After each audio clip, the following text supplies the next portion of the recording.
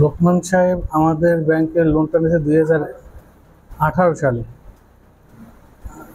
CC loan, এটা প্রতি বছরে নবায়ন করতে হয়, নবায়ন না করলে লোনটা খেলাপি হয়। উনি এই লোনটা লাস্ট নবায়ন ডেট ছিল 2024 জানুয়ারি থেকে। 2024 সালের লোনটা নবায়ন করার ডেট ছিল।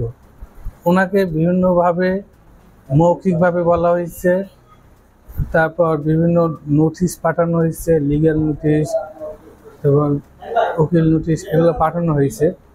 এবং সর্বশেষ আমরা ওনার বাড়ি গেছিলাম, আমরা সবাই।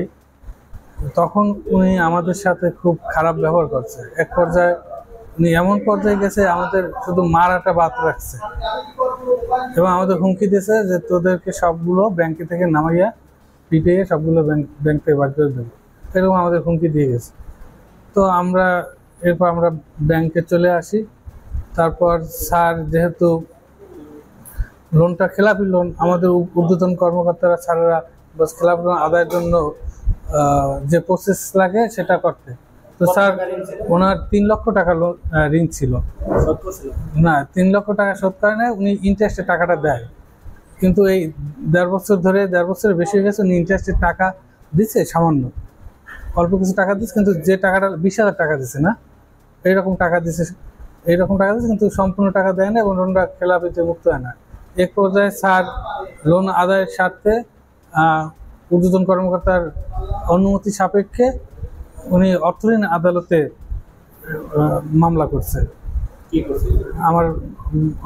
আমার ব্যবস্থাপক মহোদয় মামলা করার ফলে এটা জন্য আদালতে হয়েছে।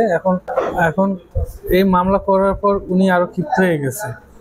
উনি হুমকি দিয়েছে যে তোদের ব্যাংকের ভোল্ট জানলা ভেঙে আমি আমি ভোল্টের টাকা পয়সা সরাবো, এরকম হুমকি দেওয়া হয়েছে। ওনার বিরুদ্ধে আমার ব্যবস্থাপক মহোদয় একটা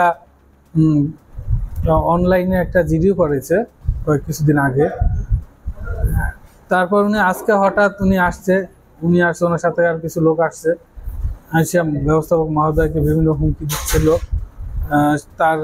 সে এইরকম বলছে যে সে মনে হয় যুব দলের সদস্য। তো সে বলছে যে বিএমপিদের নামে কোনো মামলা করা যাবে না, যদি করা হয় সেটা আমার অনুমতি নিয়ে করতে হবে। কার কার নামে মামলা হয়েছে ওই ফাইলগুলো আমাকে দেন। যে ব্যাংকের গোপন নথি সে চেয়েছে, কিন্তু ম্যানেজার বলছে যে আপনি শান্ত হন, ব্যাংকের গোপন নথি তো সবাইকে দেওয়া যাবে না, আপনি স্পেসিফিক বলেন যে একটা লোন, এই লোনটার সমস্যাকে আমি ওটা দেখতেছি, কিন্তু সে কিছুতেই এটা মানতেছিল না। এক পর্যায়ে সে চড়াও হওয়ার পর্যায়ে আমরা ওই ব্যবস্থাপকের রুমে যাই। উনি ব্যবস্থাপকের সাথে ধস্তাধস্তি করে এক পর্যায়ে আমাদের উপর চড়া হয়, আমাদের তো মারে, আমাদের উপর গায়ে হাত দেয়, আমাদেরকে মেরে এখানে ফালাই দেয়।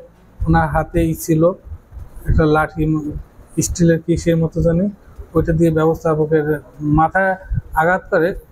ভাগ্যিস মাথায় না লেগে ওনার হাতে লাগছে। উনি খুব মারাত্মকভাবে জখম হয়েছে।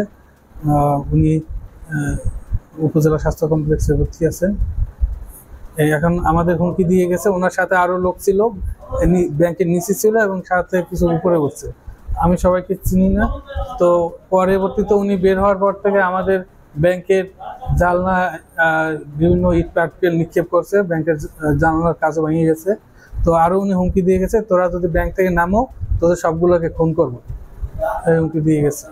সবগুলো পিটাইয়া নাশ করে দিবে।